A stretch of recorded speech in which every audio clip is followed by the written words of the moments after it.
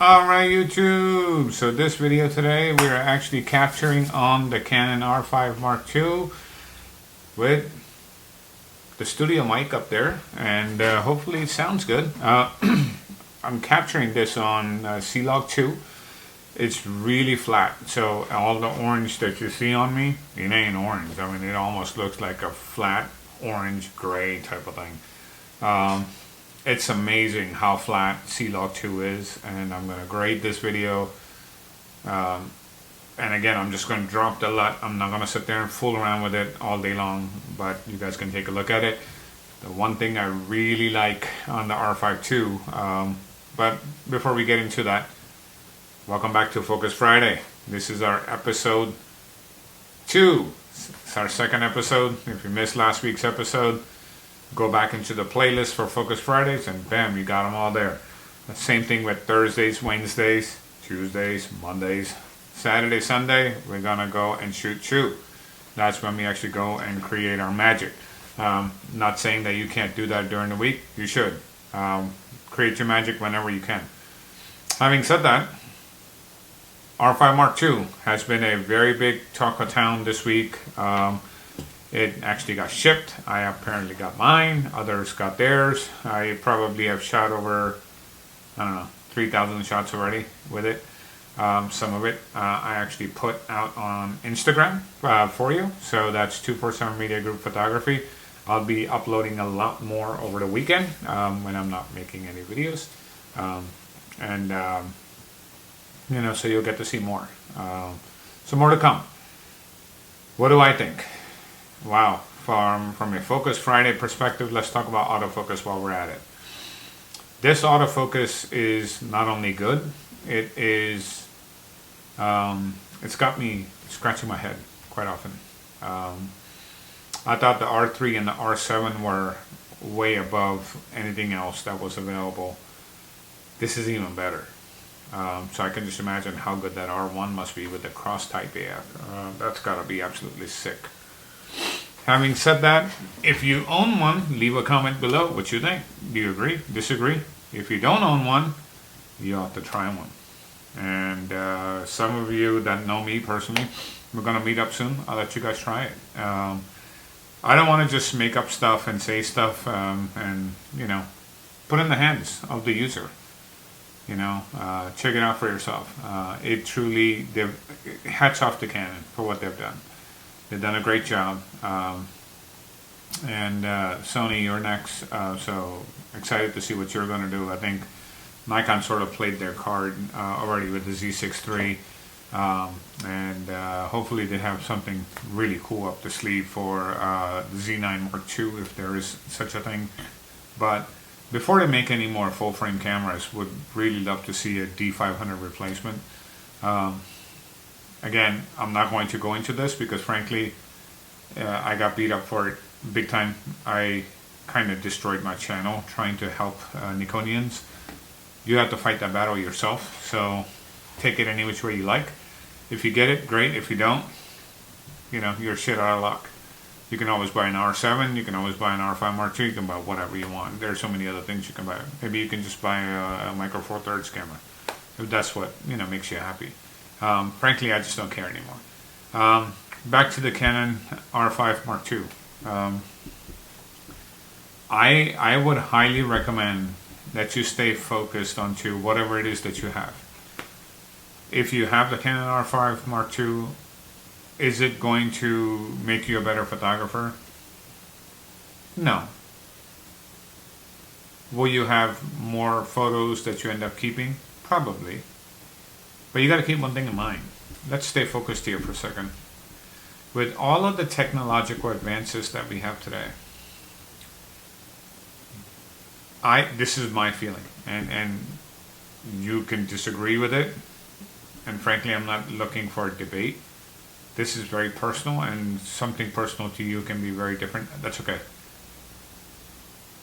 The involvement of the photographer today behind the shutter button is becoming so small because the camera can think 10 times faster than most human beings can right now. make those decisions for you, and render the image and give it to you. So when people say, I'm an awesome photographer, blah, blah, blah, blah, blah, if I took away the kind of autofocus that this camera has in it, you probably won't be getting as many keeper shots, which means what? We need to go back to the basics. I always joke around a lot, but what I'm about to say here is very serious. If you have an R5 Mark II, for example, or you have one of the latest Canon cameras or one of the latest Nikon or Sony cameras, they're all pretty damn good when it comes to autofocus. My recommendation to you, I mean, I know people are bitching about a $79 battery, so, you know, it is what it is. But if you're really serious about photography, if you're on a Nikon camp, you can pick up like a Nikon D3200. Something very basic, DSLR. Well, Omar, you freaking gone lost your mind. I just bought this mirrorless camera. Why are you telling me to go to a DSLR? I'm telling you to go to a DSLR. Hopefully there's one that they make where the screen doesn't even pop out. Even better. Or it doesn't have live view. Even better. Pick one of those. Learn exposure, my friend. Learn exposure. Learn how to get the autofocus to nail with just a single shot.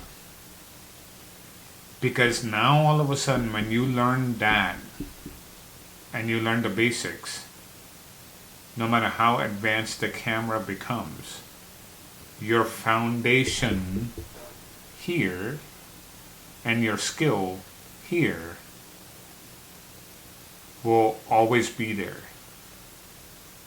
It's almost like me telling you, you get a 3-wheel electric bike and that's your first bike, and I take that third wheel away and give you a 2-wheel bike. All of a sudden you're gonna fall. That's what this is. That's what this autofocus is that 3-wheel bike.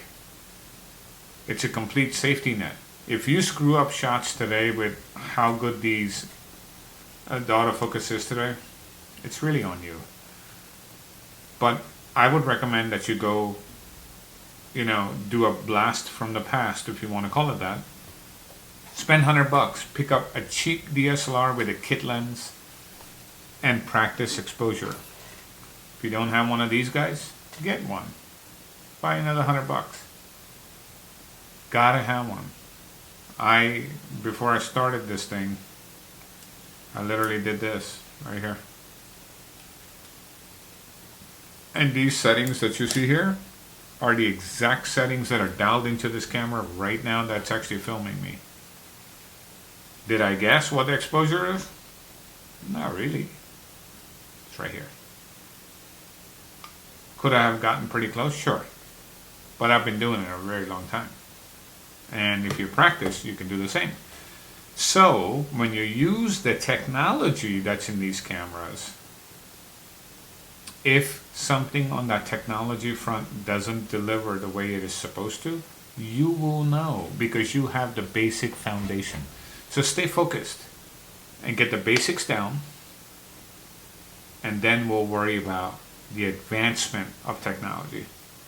All this advancement of technology has increased in the photo community, video community, and I'm saying this bluntly, and please don't take it to heart, but it's true. It has increased what I call accidental photographers like no tomorrow. They are accidentally going through life taking pictures and not making pictures. This is when you start making pictures. Holding that shutter button down 40 frames per second, and hopefully God came into in one of those pictures and made it perfect for you so you can pick it. That's taking pictures. I want you to take all of the skills that you're learning from this channel, not 6-hour live streams bullshitting again and again and again and again about same old nonsense. Whatever you learn here, go apply it out there and make a difference in your photography so you can hang it on the wall. It looks nice.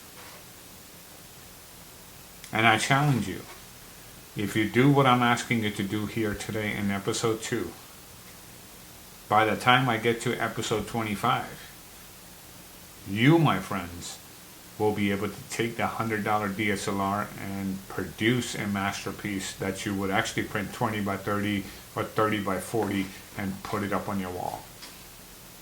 I guarantee you it will happen.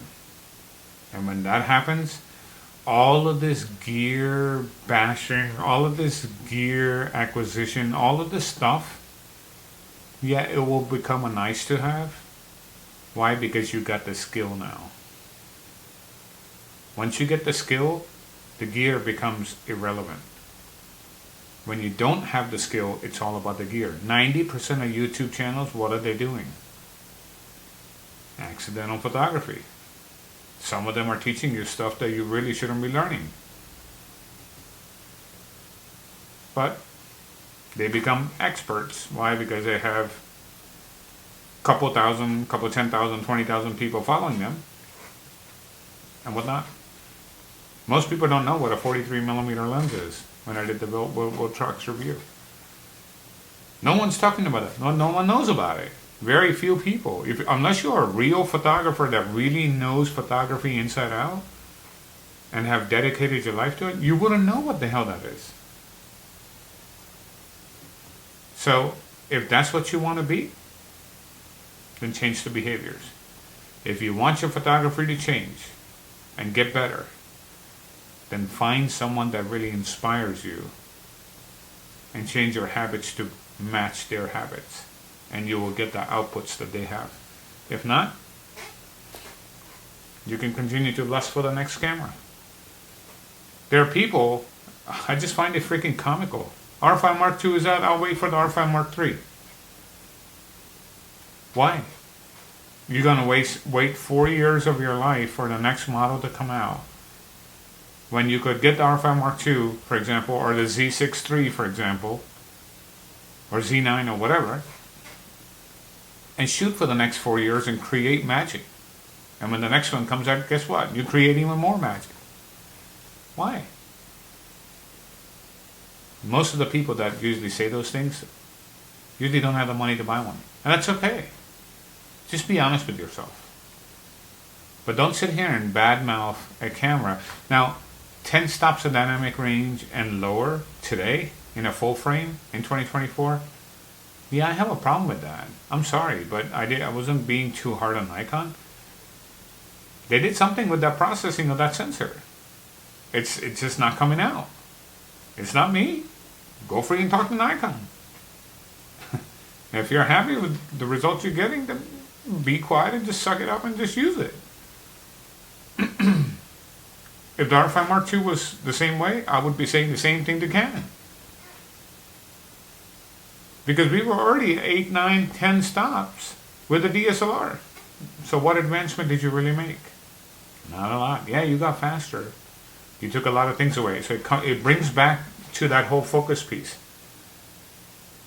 The faster and the more capable these cameras become, the less and less capable is the person behind that shutter button. Because all of your skills are going to actually waste. They're not being utilized because the camera's already doing it for you. And a lot of people say, I got this great shot. Did you? It's really the camera that got the great shot. It already has algorithm. It already knows what kind of bird it's seeing, where the bird is, where the eyeball is. You can't even see. You can barely even see it in the EVF. It's already nailed it. No, but you're the genius. You're not. The camera is the genius now. So, with that, reflect on that over the weekend when you go out there and shoot. Slow down to speed up. If you follow that, you will create incredible amounts of magic for yourself and everyone around you. And it will also force you to stop, look, and pay more attention to the world around you that you're photographing. When that happens, that's the transformation that we're looking for in someone from a photo taker to a photo maker. You want to be a taker? Go ahead. You'll keep on lusting for the next camera. But when you become a photo maker, it doesn't matter what camera it is. You're going to take them. Whatever the scene is. Whatever it is. I was about to say something I shouldn't have. Whatever the scene is, whatever is going on, you will take that scene and you'll rip it apart and make it into a beautiful piece of art.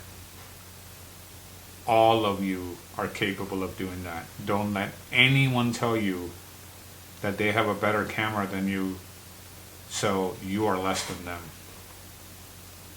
It's okay to give them the middle finger if they do that. It's not true. I guarantee you I can take one of these old DSLRs and still smoke 80 to 90% of the people on freaking YouTube today with their latest tech. Guaranteed. Blown away. Why? It's not because I'm that much better. It's because I paid the price. And not just, buying them. Paid the price out there. I looked at my hard drives and I added this up. I was going to make a separate video on this, but I'll share it with you.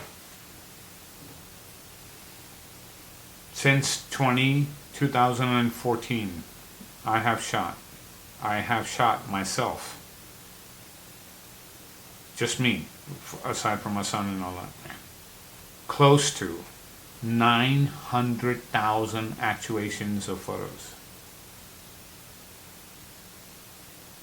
So what I'm sharing with you is not someone that is just BSing.